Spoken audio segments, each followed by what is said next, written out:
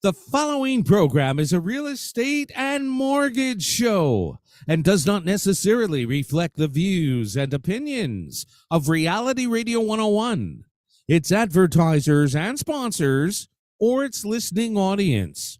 Listener discretion is advised.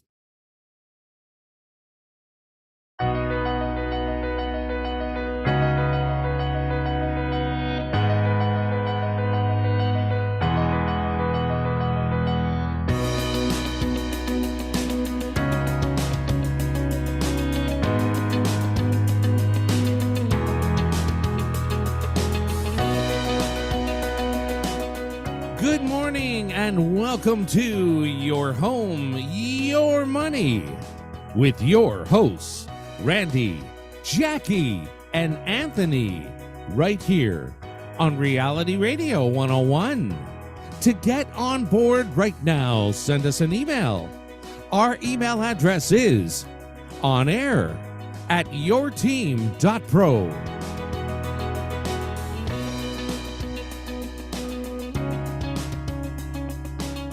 And now, ladies and gentlemen, right to your hosts of Your Home, Your Money, Randy, Jackie, and Anthony.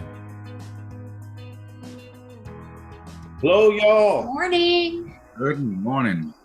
It's a cold one out there. I'm looking at my temperature and it says that it feels like minus 26. It feels like, but what is it? Oh no, it's crazy outside. Actually, minus 11, it says. It's only minus 11. Listen. That minus 11 means nothing. My wife wants to go out this morning, so me being the nice husband, when I was going to fill the car with gas for her, because I drove it out. But regardless, I'm at this gas station, and my hands are like killing me. Like it was, and I'm pretty good with the cold, but like it definitely feels like whatever you said it feels like. Minus 26, minus 30, it's cold. Hold on. Did you have gloves on? Who wears gloves, Jackie? Come on now. Well, okay, dude. Then, no wonder you were cold. Your hands. Everything was cold. It wasn't, that. my hands were fine. It was my everything, like my chest, everything was cold. Randy was trying to find earmuffs yesterday. What are you, cold? What are you, 5, Randy? Earmuffs? Well, he didn't, but I know the girls have fluffy white ones and fluffy black ones up there. Get him some nice pink ones. It's not well, we're from the GTA. We're not used to this kind of weather. This is like Alaska weather, man. What do you mean? This is Toronto. It could be 35 degrees today and then negative 20 tomorrow. In like Rocky Mountain House, which is out in like Alberta area, one of my friends posted it was like minus 45. You don't go outside when it's minus 45. That should be illegal. Like you just don't. Like the carbon tax should actually have warmed up them. Anyways. No, but wouldn't the carbon tax make it colder, not warmer? No, isn't it? It's solving the global warming. Exactly. So climate change. If we're solving the global warming, it should get colder. Well, then we shouldn't be paying carbon tax in the winter. You shouldn't be paying it, period. We should only have to pay it during the hot Just season. stop taking your private jets everywhere. No, they can't. That doesn't affect. Ask Anthony. It doesn't affect climate change. Those guys flying their private jets. But It's us eating hamburgers affects it. But if you read different articles, okay, about this, they say it's a cycle. They say this happened thousands and thousands of years ago as well.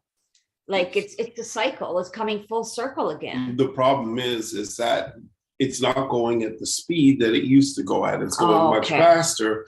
And because it's going faster, it's a great reason to tax us.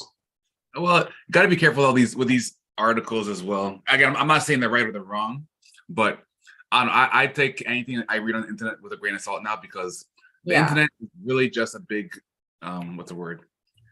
advertisement. Like anywhere you go, you have to think about it. You have to think of that.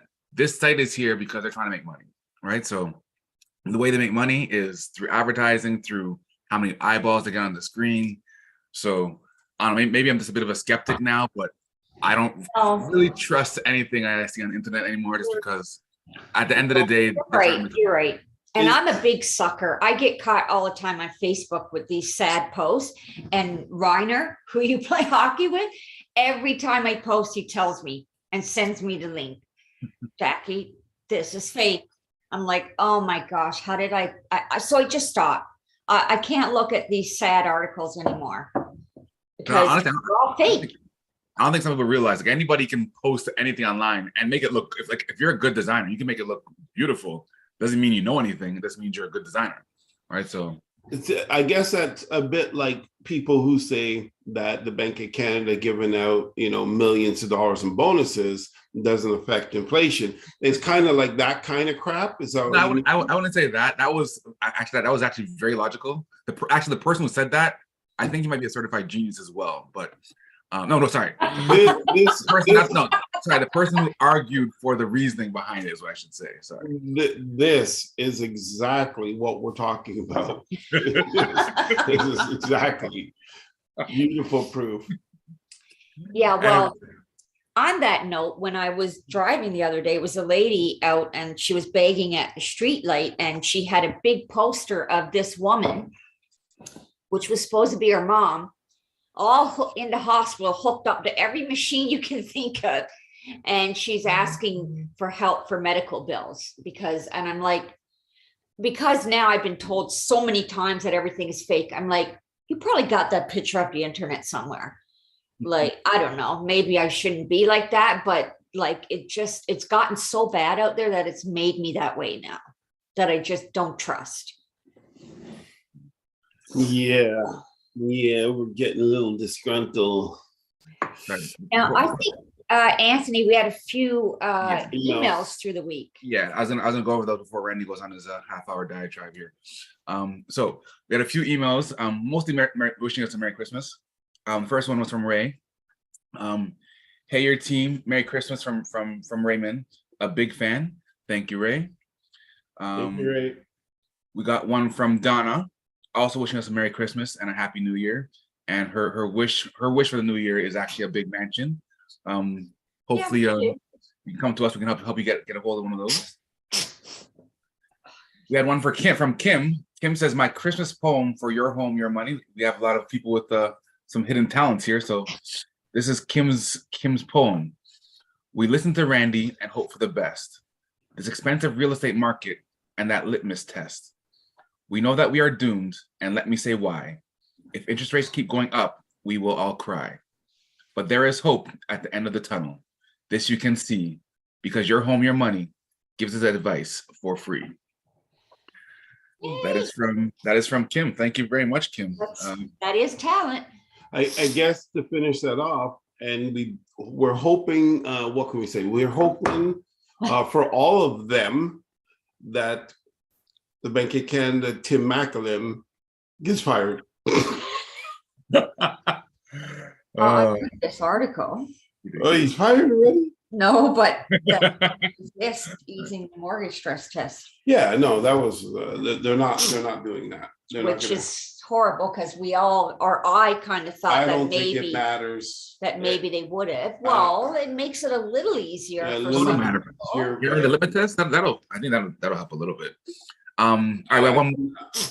Yeah, it'll help a little bit, but we're so far gone that I mean, given the current situation with the prices the way they are, with the interest rates the way they are, it's out of control. If they would have done this prior to, giving us 0% interest rates and jacking up the prices, then we could have stomached, the average house was probably 700, 600, 500, and in most of the outer regions you could have bought. But now that they're still over $1 million, if you want a detached home with these interest rates, makes it really challenging, especially with the cost of living on top of that.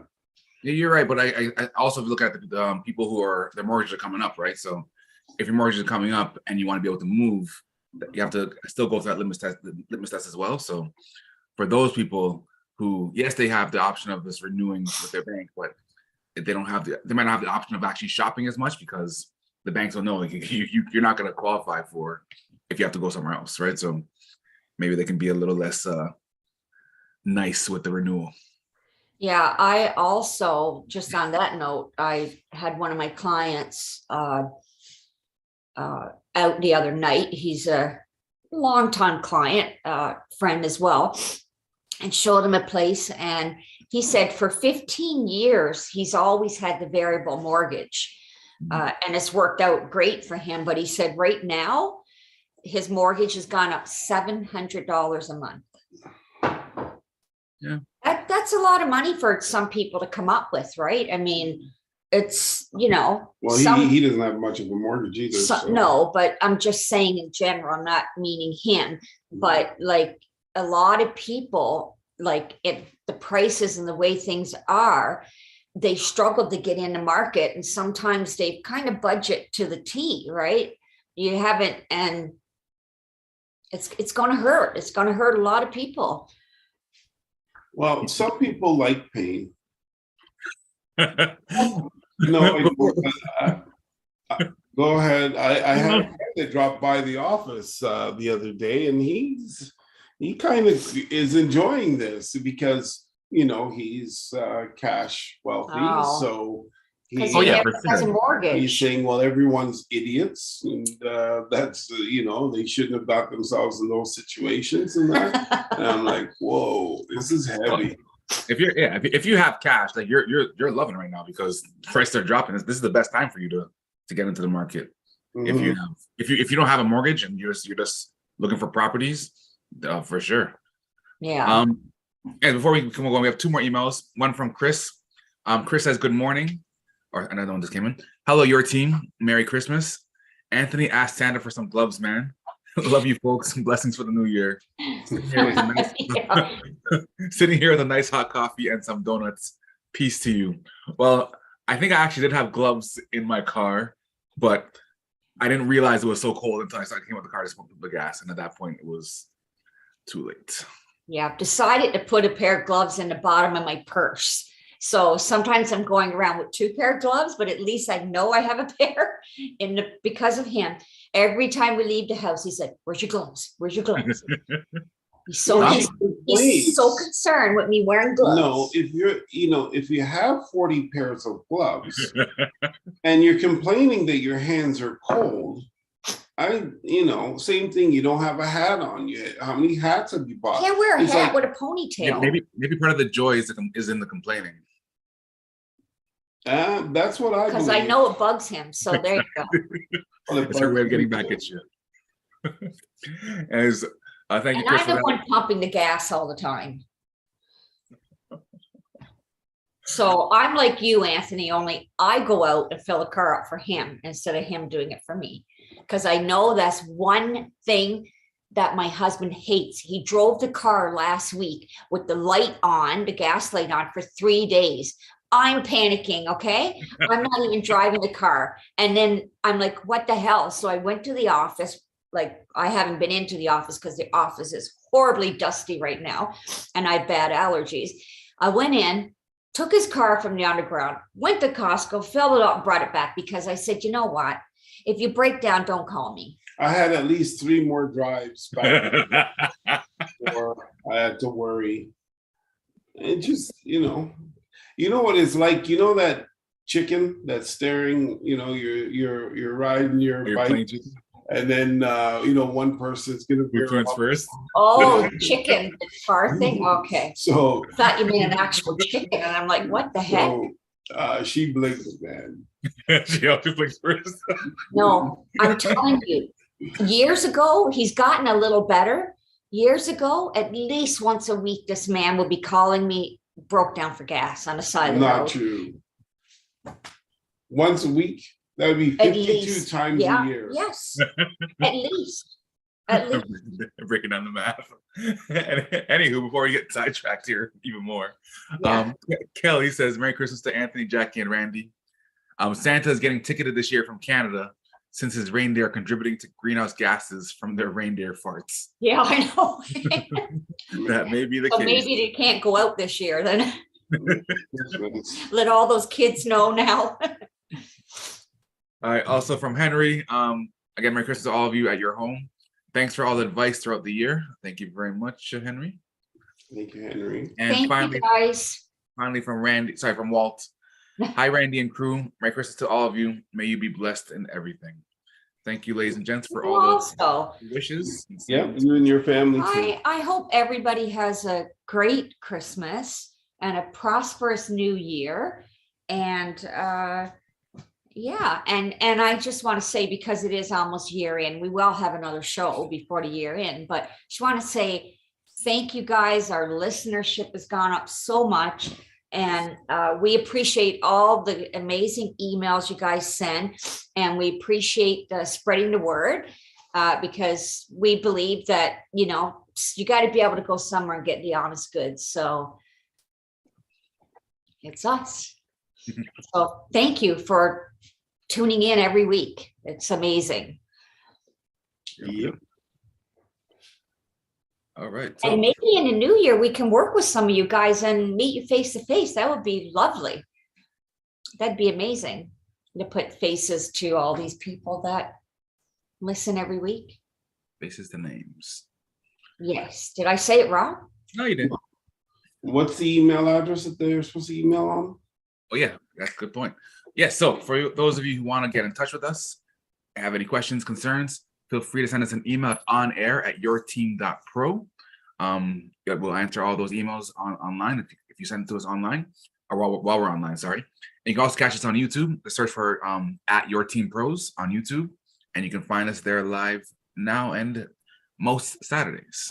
Oh, and I wanted to throw something in there, Anthony. This is way off, but I guess because the last few days I've been going through our database and trying to clean it up and putting some calls out for Christmas. Anybody that wishes to be on our mailing list, because we do mail outs, we do birthday mail outs, all of that stuff. We also do email things quite a bit. If you want to be on that mailing list and get things other than the show, just email us your name, email address, phone number. We're not going to start soliciting you, trust me, but we just put you in a database and then you'll get like Market Watch, things like that. So if anybody who wants to, you just send us your info, which is your email, your name, your phone number, address, birthday, then you get a little shout out on your birthday and stuff like that. Just wanted to throw that out because I was thinking maybe some people would like to get stuff in between. I don't know. Mm-hmm. Thank you, Jackie. We have one last email before we get into the actual stuff from John. John says, hey, all, we want to see Randy in earmuffs. And also, don't run out of gas in this weather. Okay, do you want me to go get the earmuffs? Will you put them on? You gotta get those like big ones with like all like the fancy stuff on it though. Those. This is what he wore as earmuffs, his Apple. Those are some expensive. Which was a Christmas gift from our two kids, but they wanted us to open it early. So that's what he got for our little elves. In John's email, he also has a picture of a what are those gas tanks called? Like the little refillable ones? The gas jerry cans? Jerry cans. Jerry cans. So he says for Randy from Santa to put in the trunk. So he's not, I guess, stranded. Or so Jack. He'd still be stranded because he calls somebody to take him to the gas station. I have 20 of them in my garage. Yeah, from all those times that he broke down. Yeah, not 52 of them. You remember? Well, she said once a week. She didn't say for the whole year, though. Right. Yeah. But once a week for how long? Like if it happens, I guess 20 weeks. If you have 20 days. Guarantee you'd have that could be every day if it happened once, right? According to your logic there, Mr. Anthony. No, she said once a week. You said she should have 52. Right. I said if it's not for a year, if she has 20 cans, maybe it's once a week for 20 weeks. That would also be false. You said you have 20 cans. Those are 20 cans over 20 years. But I don't know why. Like, we've been together 26 years. We've been married 23. And he's always been like this with gas in the car. Less than once a year. Oil. 1 year he ran his BMW dry of oil. It actually cut out in the middle of the road because it had no oil in it. He's just that did happen not good with car maintenance. at all. Did you kill the engine? I couldn't. No, he got lucky, but like he got really, really lucky at that time. The guy said, you know what, because the car heated, right? But he said that I go, okay, so I'll get an oil change. He goes, you don't need an oil change. You don't want no oil. You just need oil. It's already changed. Needless to say, we were stranded and had to get the car towed. They're pretty strong. They work good. No, wait. So you ran out of oil. Synthetic oil. So the car stopped running because you haven't ran out of oil? Yes. And the car was still fine? I don't know. It stopped in the street. I remember we were up in Markham. I remember this as clear as it was yesterday. And I was so angry. And it was cold. I remember that. There was snow. It was cold. It was not a good time. I was thinking, didn't you drive that car a couple of times? You should have changed the oil. But I've changed the wipers on the cars, everything. He shouldn't have a car. He should be riding one of those, what's a Mopar? Is that what you call it? Moped, yeah. Yeah, that's what he should be allowed to have, electric one. But then he'll be broke down too because he won't have it. He won't charge it. Oh, he was good though. He has electric battery bike and he used to charge that. And when he had a motorcycle, he was good with the motorcycle. The car, forget it. Yeah, because the motorcycle, you stop and it's like 1 minute and you're good. But cars. I guess it's a waste of time to fill the car up. So instead, sit on the side of the road out of gas because that's better. That's a shorter time. Now you understand. It's like people who speed because they're late and then they get pulled over. Well, now you're really late. That's a good point, but you don't get pulled over all the time. See, so play the odds. You did once. And you were she was driving right next to us, staring at you, and you didn't even know. I was reading the contract. He was reading a real estate contract driving, and the cop is right by us driving, watching him. Watch me read. She pulled me over and gave me the ticket she gave me turned out to be a criminal offense. So what happened is that when we went on our honeymoon, and I tried to cross the border, they were like, what criminal offense do you have? I go, dude, I don't got no criminal offense. What? Because I'm black, I got a criminal offense? So we're there like 4 hours until they got this criminal offense in, whatever the hell kind of ticket she wrote. And he says, oh, it was a ticket for whatever. Okay, you can go across. But if we came back, we weren't going back. He wasn't going to allow us to go back. But I guess it wore off because I go back and forth to the States all the time now. You didn't fight it or anything? Or because it was probably like a drunk driving thing because you got a distracted driving. Something like that. I don't, it was some kind of crazy ticket. And the thing is, I was driving better than she was. I don't know why she was looking at me. She's distracted. I was sitting there minding my own business, reading the paper, reading the contract. And then she's all distracted looking at me. Why don't you concentrate on what you're doing? No, concentrate on what I'm doing. That's funny because we have a friend that's a police officer and drove up to a light one day, looked over, and I'm like, wait a minute, that's so-and-so. And he's at the light texting. And I'm like, hi. So, yeah, but I guess that's privilege as you get if you're a police officer. Yes, they're allowed to. So we have 2 more emails. One is kind of on point for what you're saying right now. So Brenda says, Merry Christmas to all of us. Thank you very much, Brenda. Merry Christmas. And John says he has a gift for you, a $500 gift certificate to Uber. So he doesn't have Uber either. So if he got broke down, he'd have to call one of us at home to get him an Uber. I did check out the Uber pricing. And it wasn't that bad, because I was thinking, instead of having a car and paying gas and maintenance and we don't own the cars, but I would just Uber to work because it's pretty close and Uber home. But it was good cost. Every day. Yeah, it would cost about $40 a day. So it wasn't really worth it. And we're really close to the office, so. You could bike it there, bicycle. Yeah. You that way, if you run out of electricity on your bicycle, you can pedal. No, the electrical bike is a pedal assist. So if you don't pedal, you don't go anywhere. It's only if you pedal, it'll make it Really? easier. Oh, Yeah. okay. So it's not like, it just assists you, makes it easier. If you're going up a hill or something like that, you can change gears, put on the electric, and it's easier to go up the hill. It would be like going straight, pretty much that kind of a feel. But yeah, it doesn't drive for you. Otherwise, I probably would try it, put some winter tires on the bike. Fat ones. Yeah.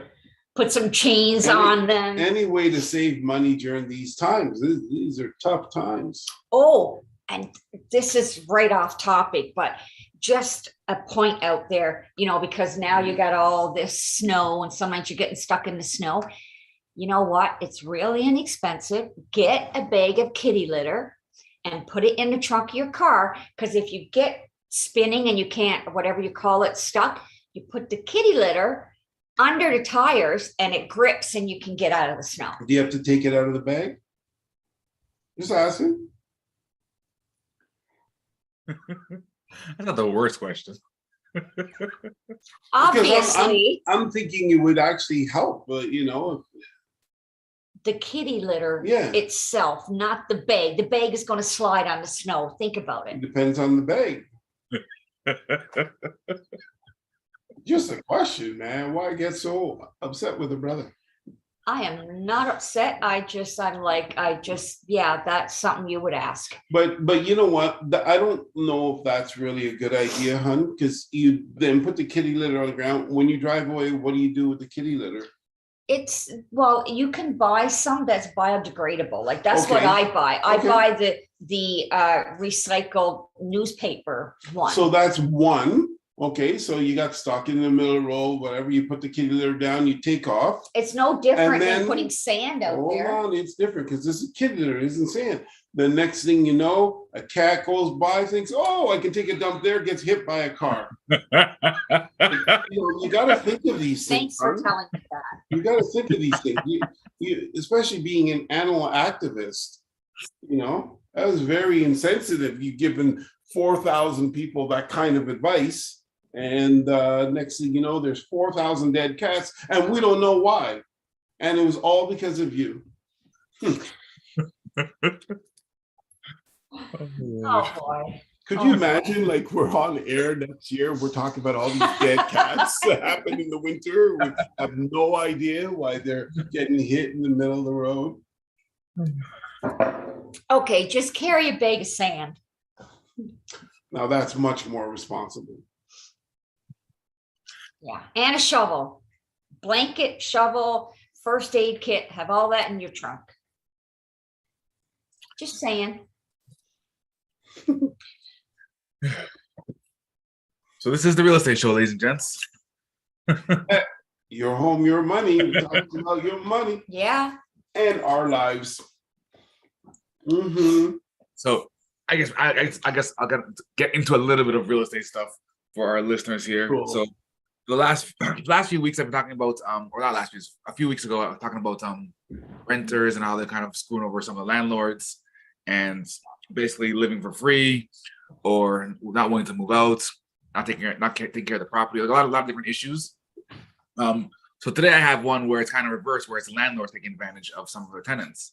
So basically, Ontario landlords. The title of the article is Ontario landlords could be sitting on thousands of dollars of interest owed to tenants, because when you move into a property, you pay your first, you pay your last, right? So you pay your last month's rent is already paid for in advance of when you move out.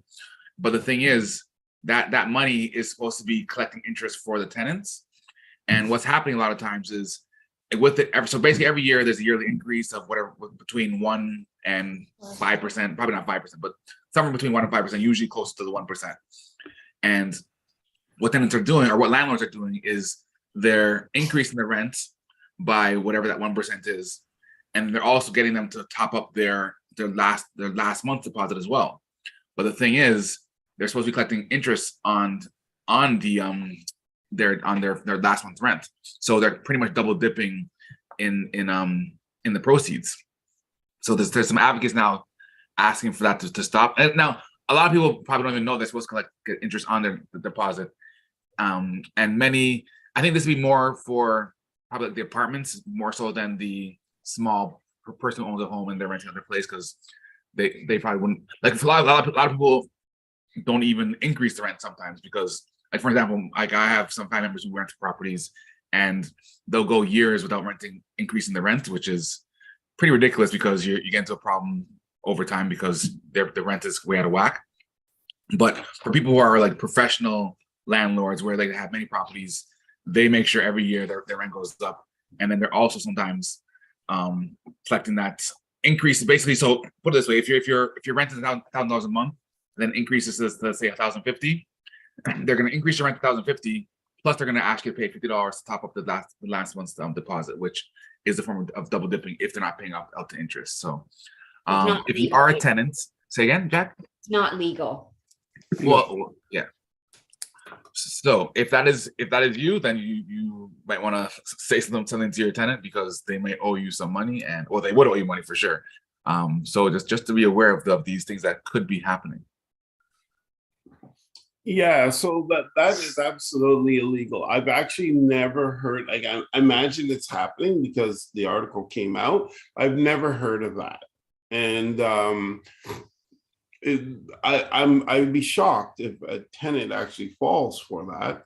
But here's the thing: it's not lost money. Anything that a landlord does that's illegal, you put in a complaint to the landlord and tenant board, and he has to give you your money back. So it's kind of interesting, because today landlords, back when Kathleen Wynne used to run Ontario. Oh, no, don't mention that name. No, when she used to run Ontario, she was, let's say, an activist kind of politician.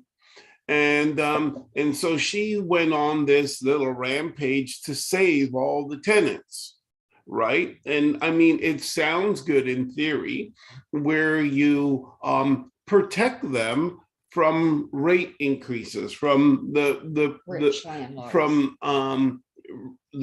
landlords. You're protecting them, so you put this thing in place where they can't raise rents, the 8% that's inflation. They can only do 1% or whatever like that. And then what happens? Well, over time, this is what happens. Now they stop building those units because it's not worth it. They're not idiots. They're not going to build a unit that's going to cost them money every year to run until they go broke. They're going to just stop building them. So they stop building rental units and they build condos. And so that whole thing doesn't apply to homeowners. So now the majority of the market is in the hands of homeowners, and there's a typical market rent. And so now, because there's no inventory for rental properties, now the price of rent has gone crazy. So these policies that were designed, and this is why having government intervention is not necessarily a good thing in many cases. Then they go and put this thing in place to help tenants, and all they did was help a handful of tenants, and everyone else gets mashed up with these absolutely crazy rates now. So because what she did, because all of the investors, and I remember when it happened, soon as she laid down the law, I think it was April, anyway, soon as she laid April 21st, I believe. But anyway, soon as she laid down the law, that day, the rental apartment buildings that were being built stopped. And then they all applied for changes to turn them into condominiums. And so then now, she totally had a devastating effect on all tenants moving forward.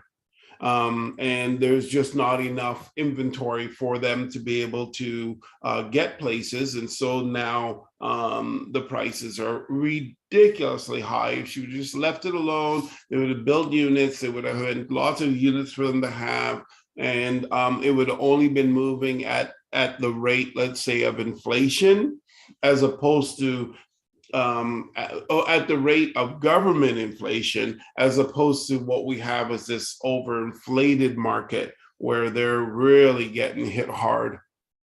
And not all landlords are rich. Like right now, we're seeing most people, of them aren't. Yeah, like we're seeing now people are basically almost losing even their home they're living in, never mind their investment, because the renters decided not to even pay rent since COVID, and it takes months to get them out of your house.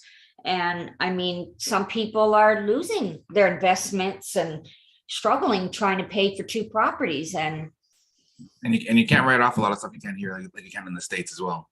Right, in the States you can write off, I think, your whole mortgage, can't you, or something like that? I know you can write off a lot more in the States. I'm not sure the exact numbers, but it's not as tax friendly here.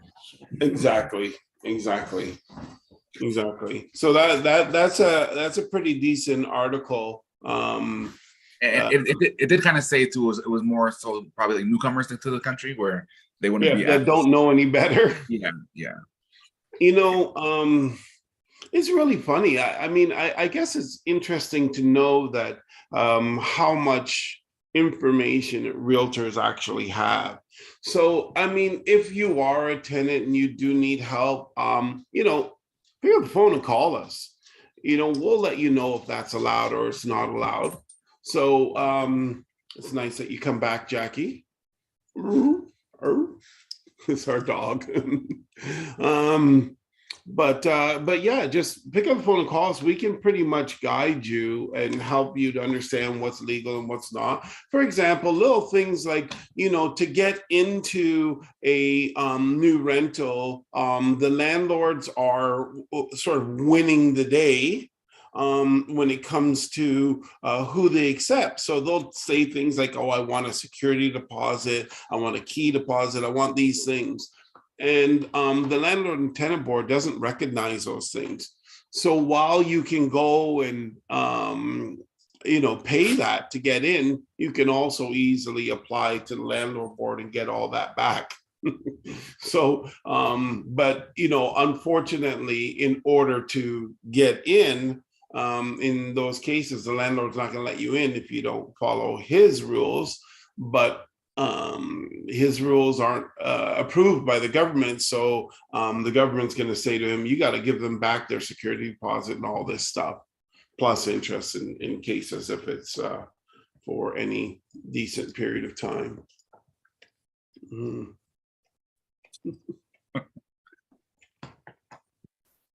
Actually, sorry. So we had actually a few emails come in. No one's came. So one came in from William. I think when Jackie was talking about the kitty litter, he said, "Hi Jackie, you are right. Kitty litter is the best to help you out of a stuck situation in a snowstorm. Merry Christmas." Merry Christmas. Thank you, William. But Jackie might be glad to hear that. Yeah, that's good. We don't need to swell her head. Another one from Joe. Joe says, for I guess it's Randy, hello to all of you at the Real Estate Show. Merry Christmas to all of you and your family. And we found a photo of Randy, and the photo is of a man wearing earmuffs. Might be careful, Randy. Jackie might like that picture. Just saying. Yeah, that's good. And finally, from Edward. Edward says again, Merry Christmas to you all. They're listening today, and image. Oh yeah. They're listening while drinking their coffee. It looks like. Nice. Thank you to everybody for the and Merry Christmas wishes. Yeah. Yepers. Took my spot. Yeah. Rosie. Oh, I thought this was you. It's our baby girl. That's the only reason I was letting her lick me. Yeah. Oh Lord. Well, I guess we should tell the listening audience our dog is. I like her, obviously. Yeah, right now in here, joining in. But That's Rosie. yeah, so Say Jack, hi, you have Rosie. some buzz you want to share Yes, I before do. it's Oh my over? goodness, now look at her. She wants attention. Yes, so going on to, I guess, the rental issues that's going on out there. I just came across this article, which I thought was interesting. It was about a couple moving from Newfoundland up here. And in Newfoundland, they were paying $800 rent. And they moved up here. One of their parents lived up here in Aurora. So they came up and they were staying with them until they found an apartment. So because of the way the prices are out there and the competitiveness, it took them months and months. They said it was so bad that they couldn't even, when they called to get an appointment for a viewing, they couldn't even get a showing. It was so bad. So this went on for months and months. And then finally they said, okay, I'm going to hire a realtor, because they were trying to do it on their own. The realtor found them a place. When the realtor found a place, there was already 15 bids on it. So 15 offers. So they saw it. It was like a 1+ den, 2 bathrooms over by Fairview Mall in North York there. And it was listed for $2,200. By the time the presentation came, there was 22 offers. So they didn't even want to put an offer in, because they're like, this is ridiculous. Like, this is going to go way over our budget.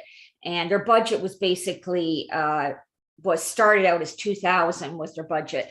So anyways, the landlord convinced him, you know what, just try. It doesn't hurt, right?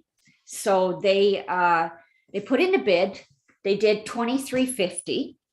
And the landlord said, not the landlord, I'm sorry, the agent said, let's write a letter and explain to them who you are and what you do, and give them a little bit of backstory.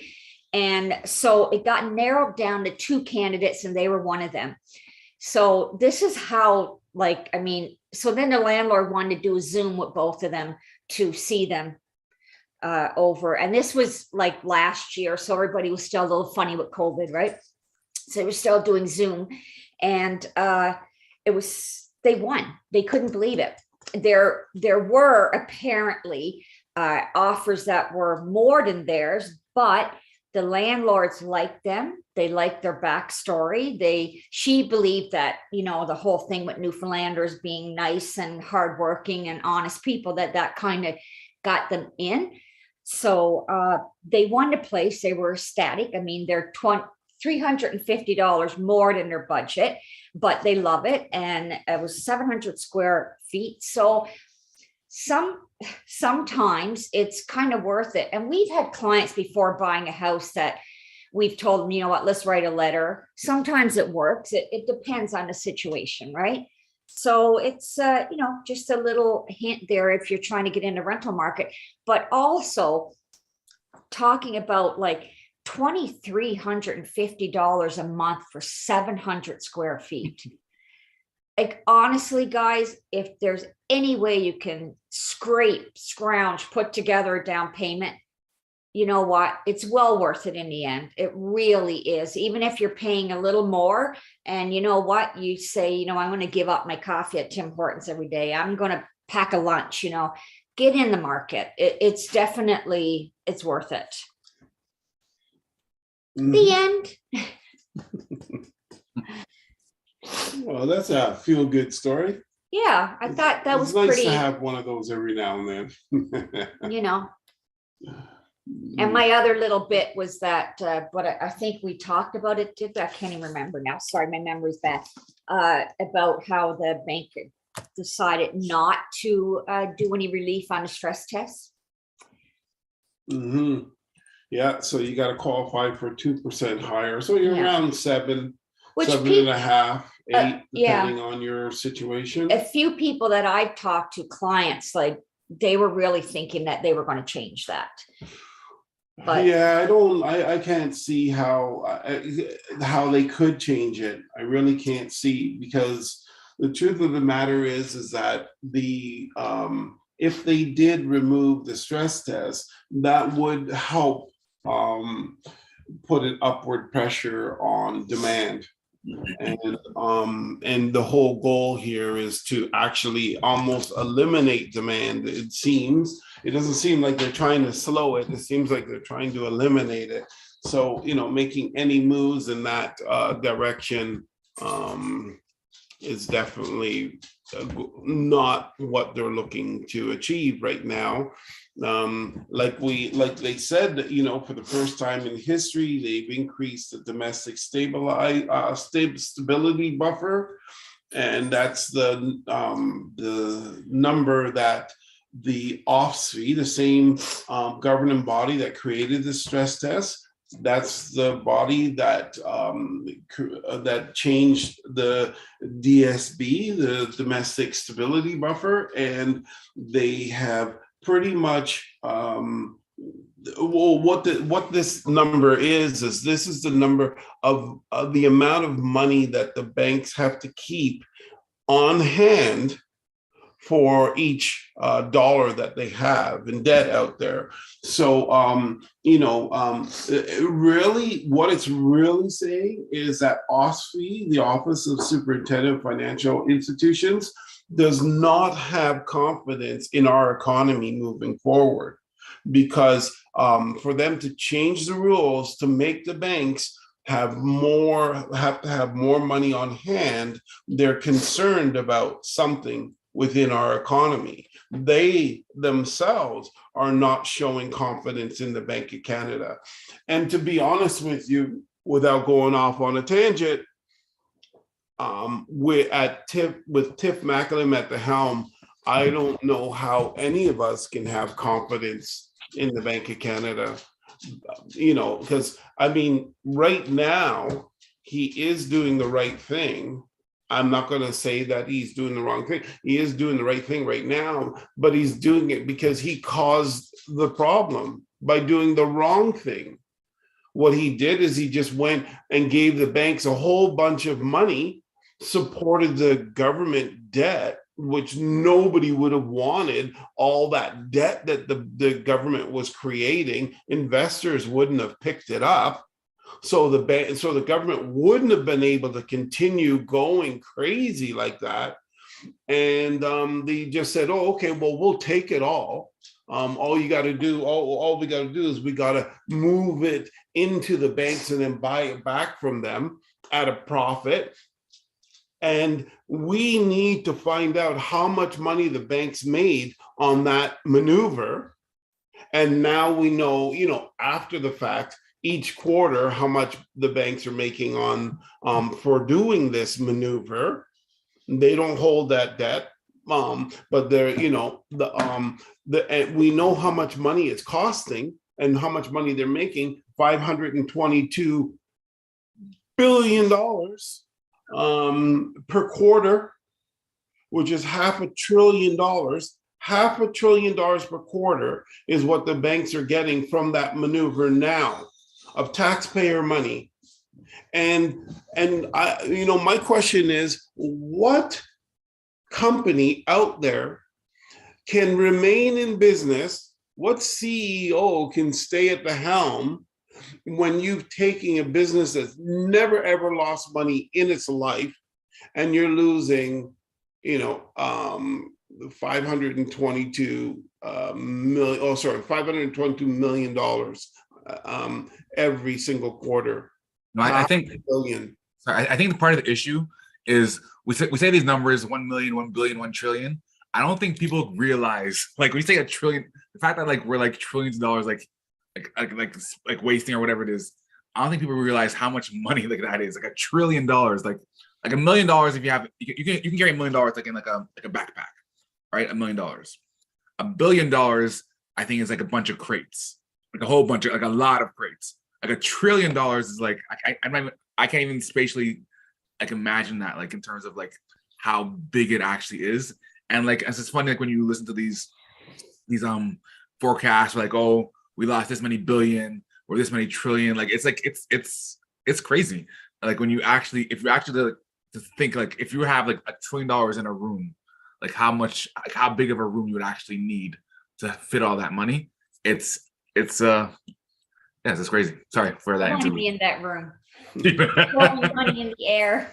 Like Scrooge McDuck. Yeah. Well, speaking about it, after this maneuver, so, and I want to apologize. I said 522 billion, but it's 522 million, which is half of a billion.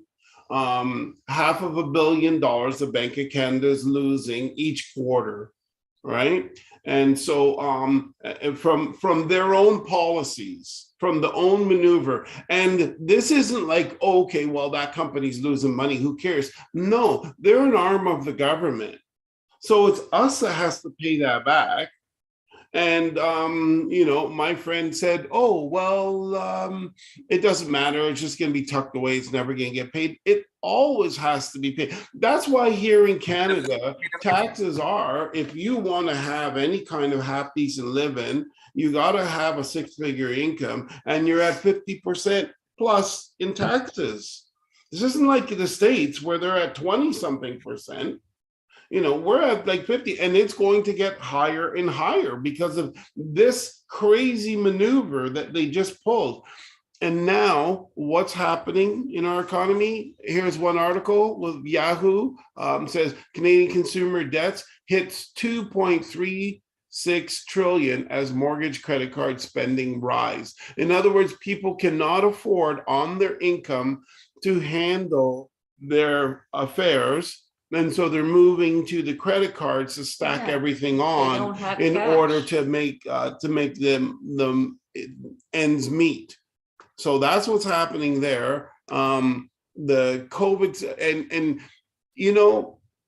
I don't think I'll get into this article. COVID savings, household spending, all that is Tiff Macklem said that he never expected people to for Canadians to be saving so much money, so that when we came out of the COVID, he didn't expect them to have that much money. But it's right here on their Bank of Canada website that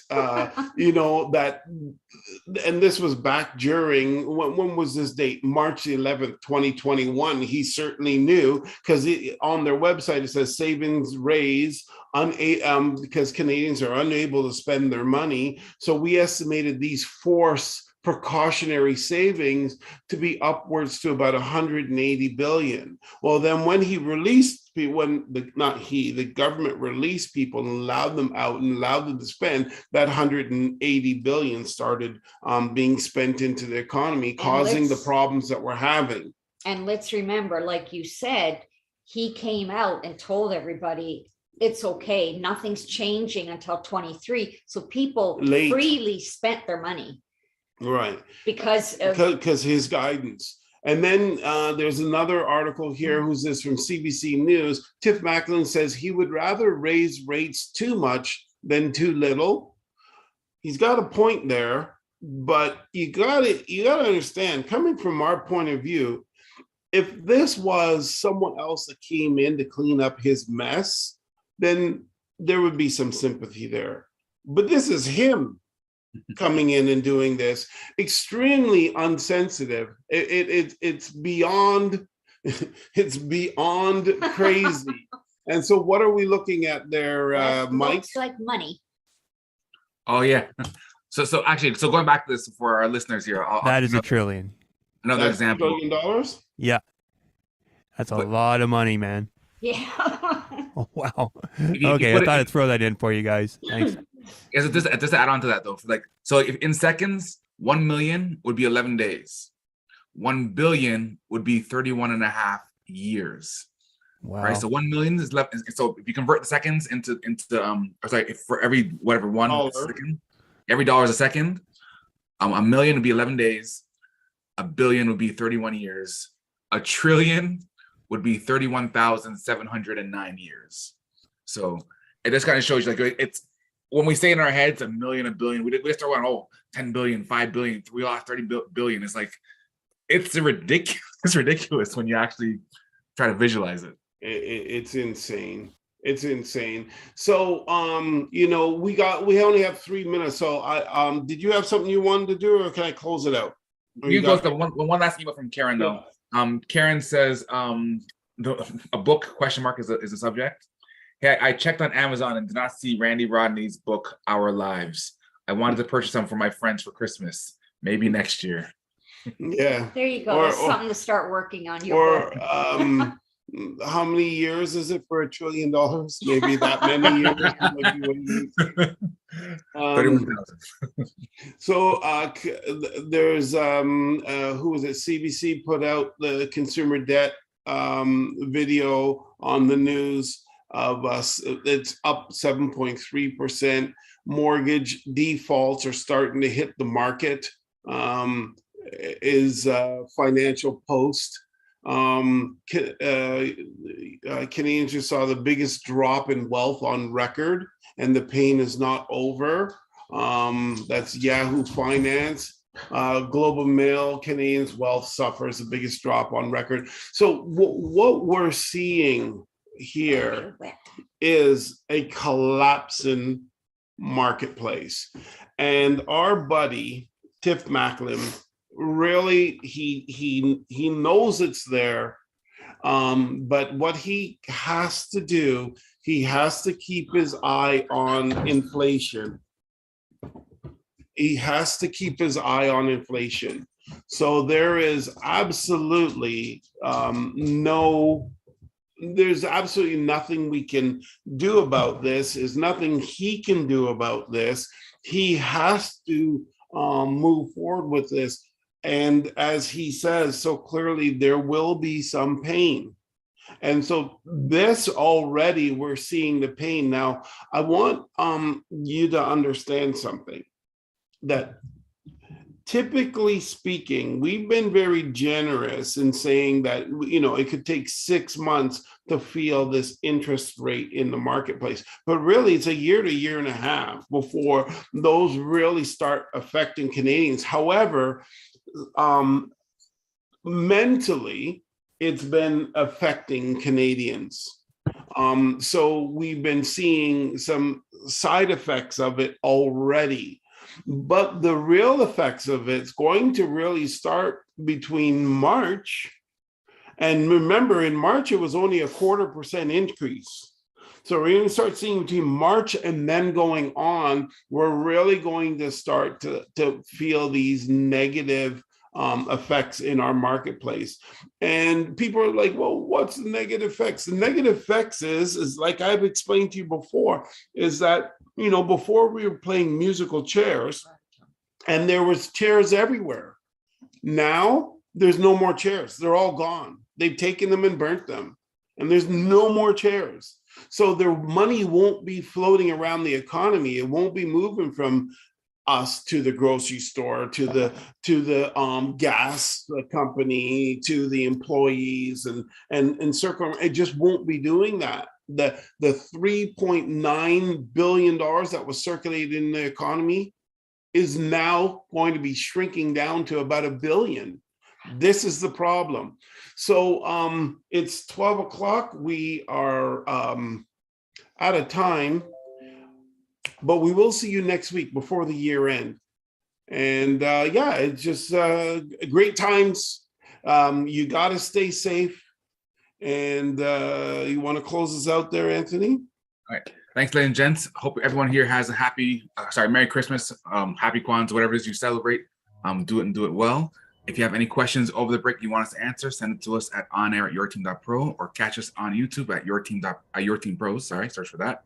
And thanks for joining us again. It's been a pleasure. I'm here at our. Oh my gosh. You go. Your money. Your home, your money in our lives on realityradio101.com. Bye for now. Take it easy.